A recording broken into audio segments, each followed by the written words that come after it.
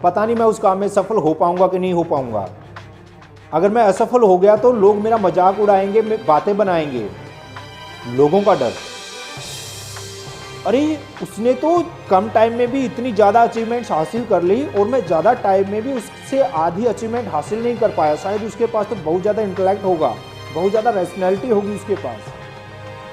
अरे जो कुछ अपने पास है ठीक है, काफ़ी है, उतने में गुजर बसर हो जाएगा। ज़्यादा जोड़ करके करना क्या है, जो सुविधाएं हैं ठीक हैं, बस काम चल रहा है। अक्सर कुछ ऐसे सवाल जो हमें घेरे रहते हैं, जो हमारे दिमाग में अटके रहते हैं, और यही छोटे छोटे सवाल हमारे लक्ष्य को प्राप्त करने में बहुत बड़ी बाधा बन जाते हैं। हमें लक्ष्य से दूर रखने का काम करते हैं ये छोटे छोटे सवाल, ये छोटी छोटी बातें। जी हाँ दोस्तों, मैं बलविंदर माथुर, मोटिवेशनल स्पीकर, आज फिर आपके सामने हाजिर हुआ हूँ एक न्यू मोटिवेशनल और डेडिकेशनल वीडियो के साथ। अगर वीडियो पसंद आए तो शेयर कीजिए, सब्सक्राइब कीजिए और कमेंट करना बिल्कुल ना भूलें। फ्रेंड्स, मैं बात कर रहा हूं 14 जुलाई 1952 की। फ्लोरेंस चैडविक, एक महिला तैराक, एक स्विमर, जिसने कैटलीना चैनल को पार करने की तैयारी की और वह ऑलरेडी एक इंग्लिश चैनल को पार कर चुकी थी। जैसे ही वो पानी में उतरती है और तैरना शुरू करती है, रास्ते में उसको बहुत सारी शार्क मछलियों का सामना करना पड़ता है। बिल्कुल हड्डियां जमा देने वाली ठंड का सामना उसे करना पड़ता है। जब वो तैरते हुए आगे की ओर देख रही थी तो उसे सिर्फ कोहरा नजर आ रहा था और कोहरे की वजह से वो अपने लक्ष्य को, अपने किनारे को देख नहीं पा रही थी। उसे लगा कि उसका जो लक्ष्य है, उसका जो किनारा है, वो अभी बहुत ज़्यादा दूर है और वो उस लक्ष्य को हासिल नहीं कर पाएगी, वो उस कैटलीना चैनल को पार नहीं कर पाएगी और उसने हार मान ली। उसे सदमा तब लगा जब वो बाहर आई और उसने देखा कि वो अपने लक्ष्य से मात्र आधा मील दूर थी। उसने बताया कि मैंने हार इसलिए नहीं मानी कि मैं ठंड से डर गई थी या शार्क मछलियों से मैं डर गई थी। मुझे अपना लक्ष्य नहीं दिखाई दे रहा था, मुझे लगा कि मैं अभी बहुत ज़्यादा दूर हूं और मैं अपने लक्ष्य को अचीव नहीं कर पाऊंगी, इसलिए मैंने अपने इस लक्ष्य को अधूरा छोड़ दिया। वो 2 महीने बाद फिर वापस आती है और जब वापस आती है तो उसने उस कैटलीना चैनल को पुरुषों के 2 घंटे का रिकॉर्ड तोड़ते हुए 2 घंटे के अंतराल से अपने उस लक्ष्य को अचीव किया। तो दोस्तों, ठीक ऐसे ही जब तक हम अपने लक्ष्य को निर्धारित नहीं करते, हम एक कटी पतंग के जैसे होते हैं। ठीक वैसे ही जैसे एक मैग्नीफाइंग ग्लास हम हाथ में लिए हुए कागज को जलाने की कोशिश करते हैं, तो मैग्नीफाइंग ग्लास उस कागज को जला नहीं पाता जब तक कि हम अपने हाथ को कांस्टेंट नहीं करते। और जब हम हाथ को कांस्टेंट कर लेते हैं तो कागज जलना शुरू हो जाता है। मैग्नीफाइंग ग्लास उस कागज को जलाना शुरू कर देता है। ठीक ऐसे ही जब तक हम अपने लक्ष्य को कांस्टेंट नहीं करते, तब तक हम अपने लक्ष्य को अचीव नहीं कर पाते। सपोज आप एक फुटबॉल के प्लेयर हैं और आपको एक गोल करना है। गोल पोस्ट आपके ठीक सामने है। जैसे ही आप गोल करने जा रहे होते हैं, आपके सामने से गोल पोस्ट और आपकी जो गोल लाइन है उनको हटा दिया जाता है। तो क्या आप गोल कर पाएंगे? बिल्कुल भी नहीं, क्योंकि जब तक हमारे सामने हमारा गोल नहीं है, हमारा लक्ष्य नहीं है, हमें कहाँ जाना है, क्या करना है, तब तक हम अपने लक्ष्य को प्राप्त नहीं कर। याद रखिए, अगर आप प्रयास करते हुए असफल हो जाते हैं तो आप उन लाखों लोगों से ज्यादा बेहतर हैं जो बिना प्रयास किए, बिना कोशिश के सफल हो जाते हैं। अक्सर हम लोग सपने और इच्छाओं को लक्ष्य मान बैठते हैं, लेकिन सपने और लक्ष्य में बहुत बड़ा फर्क होता है। जो चाहते होती हैं वो बहुत ज्यादा कमजोर होती हैं और चाहते बहुत ज्यादा मजबूत हो जाते हैं जब उनके अंदर हम 5D ऐड कर देते हैं। Means direction, dedication, determination, discipline and deadline. जब ये 5D मिल जाते हैं तो हम अपने लक्ष्य को अचीव करने में बहुत ज्यादा कुशाग्र होते हैं। हम बात करते हैं उन कुछ तथ्यों की जो हमें अपने लक्ष्य से दूर रखते हैं। पहला, पेसिमिस्टिक एटीट्यूड।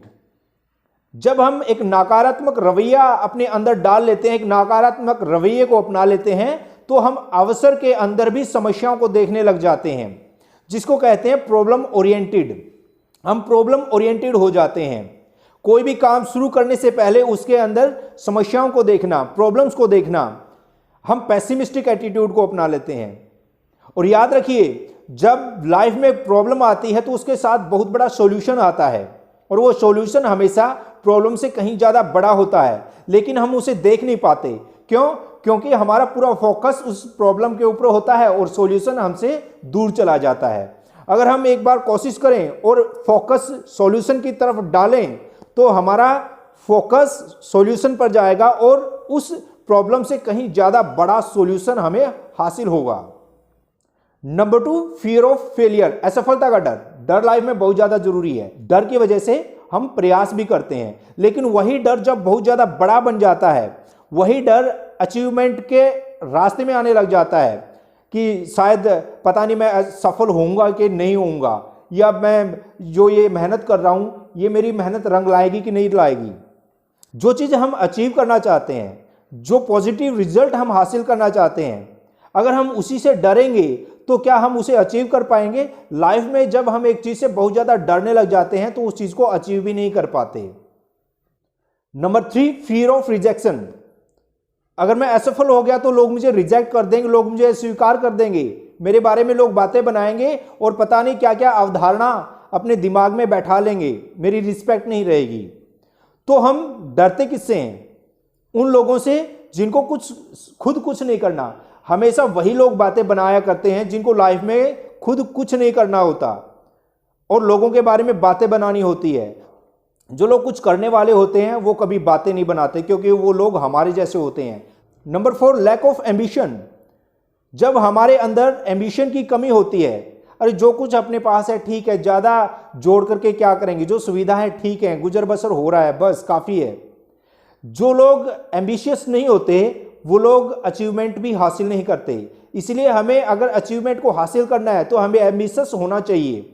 हम ठीक वैसे बिहेव करते हैं जैसे कि एक लड़का मछलियां पकड़ने तालाब पर गया और उसके पास जैसे ही बड़ी मछली आती वो उठा करके वो वापस उसे तालाब में डाल देता।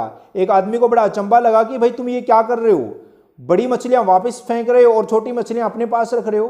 तो मछुआरा वो लड़का कहता है कि मेरे पास एक्चुअल में कढ़ाई छोटी है। तो हम लाइफ में छोटी कढ़ाई को, छोटी सोच को लिए फिरते हैं। हम जब तक महत्वाकांक्षी नहीं होते हम अचीवमेंट्स भी हासिल नहीं करते, हम लाइफ में कुछ नया नहीं लेकर के आते। नंबर 5, लो सेल्फ एस्टीम, आत्मसम्मान की कमी।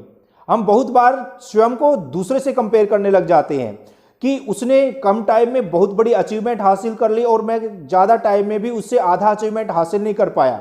शायद मेरे अंदर कोई कमी है, मेरे अंदर उतना इंटेलेक्ट नहीं है, मेरे अंदर उतनी रैशनैलिटी नहीं है, मैं उतना समझदार नहीं हूँ। तो हम ये सबसे बड़ी गलती कर बैठते हैं कि हम खुद को दूसरों से कंपेयर करने लग जाते हैं। अगर हमें स्वयं को आगे बढ़ाना है तो हमें अपने आप से कंपेयर करना होगा। हमें देखना होगा कि आज मैंने क्या हासिल किया, मेरे अंदर क्या इंप्रूवमेंट मैंने की, मैं अपने अंदर अच्छी आदतें डाल पाया कि नहीं डाल पाया, मैं कल से आज कितना इंप्रूव्ड हूं। ये बातें हमें चेक करनी चाहिए। हो सकता है कि उसके पास रिसोर्सेज अच्छे रहे हों, बट अपने पास जैसा भी है, जो कुछ भी है, उसी को हथियार बना करके अपने आप को मजबूती से आगे बढ़ाना होता है, न कि अपने एस्टीम को, अपने सेल्फ एस्टीम को डाउन करना। और जब हमारे अंदर सेल्फ एस्टीम की कमी होती है तो यही हमारी पर्सनैलिटी के अंदर आ जाती है और हम जाने अनजाने में अपने आप को दूसरों के सामने एक शीशे की तरह रिप्रेजेंट करते हैं। जैसा हमारा सेल्फ एस्टीम होगा ठीक वैसी ही पर्सनैलिटी हम लोगों के सामने रिप्रेजेंट करते हैं। And 6th point, direction and condition. जी हां, दिशा और दशा। जब हमारी दिशा सही होती है, हम सही डायरेक्शन में जा रहे होते हैं, तो हमारी कंडीशंस भी बदलती है, हमारी दशा भी बदलती है। जब दिशा सही होती है तो दशा बदलती है। सपोज हमें दिल्ली जाना है, बजाय दिल्ली जाने के रास्ते पे होते हुए हम उससे ऑपोजिट साइड जाते होते हैं, तो क्या हम अपने डेस्टिनेशन पे पहुंच पाएंगे? बिल्कुल भी नहीं। अगर हमें अपने डेस्टिनेशन पे जाना है, अपने डेस्टिनेशन को अचीव करना है, गोल को अचीव करना है, तो हमारी दिशा का सही होना बहुत ज्यादा जरूरी है, जो हमारी दशा को बदलता है। लाइफ में गोल एंड एक्टिविटी दोनों का बैलेंस होना बहुत ज्यादा जरूरी होता है। जब हम लाइफ में गोल एंड एक्टिविटी को बैलेंस करते हैं तो हम बहुत आगे बढ़ पाते हैं। अदरवाइज हम एक रॉकिंग हॉर्स की तरह मूवमेंट में तो होते हैं, गति में होते हैं, लेकिन अपने आप को आगे नहीं बढ़ा पाते।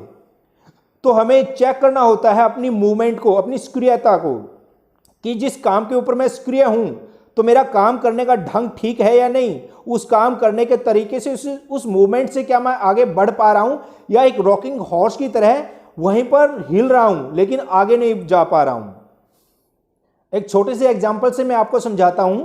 एक बार फ्रांसीसी वैज्ञानिक फेबर ने कुछ कैटरपिलर्स के ऊपर अध्ययन किया। उन्होंने उस कैटरपिलर को एक फूलदान के अंदर रखा और उन कैटरपिलर्स को एक सर्कल में रखा और ठीक उसके बीचों बीच एक चीड़ का कांटा रख दिया जो कैटरपिलर का भोजन होता है। वो उस भोजन की तलाश में लगातार गोल गोल घूमते रहे और कुछ टाइम के बाद वहीं पर भूख के मारे मर जाते हैं। तो हमें जांचना होता है कि क्या हम उस अचीवमेंट को हासिल करने के लिए, अपने लक्ष्य के लिए जो एक्टिविटी कर रहे हैं, जो मूवमेंट कर रहे हैं, क्या हमारी मूवमेंट सही है। मिलते हैं इन विचारों के साथ, इसी ऊर्जा के साथ। तब तक हंसते रहिए, मुस्कुराते रहिए और जीवन में खुशियां बिखेरते रहिए।